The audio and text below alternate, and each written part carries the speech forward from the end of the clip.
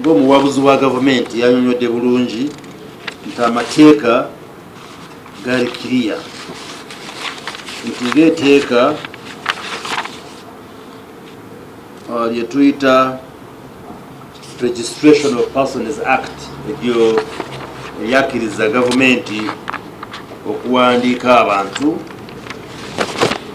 ligamba nti omuntu yenna wakusaba ID yo n'agitereka ate busiiye aba amenye etteeka, ate singa bamutwala mu kkooti kati omusango ne gumukwata basobola kumusiba emyaka 3 oba asasule sente zibayise kalese points 48. So abo bonna money lenders, circles, n'abo bonna abali mu business y'okuwola esente ababadde basaba abantu identity cards mulekeraawo okukikola.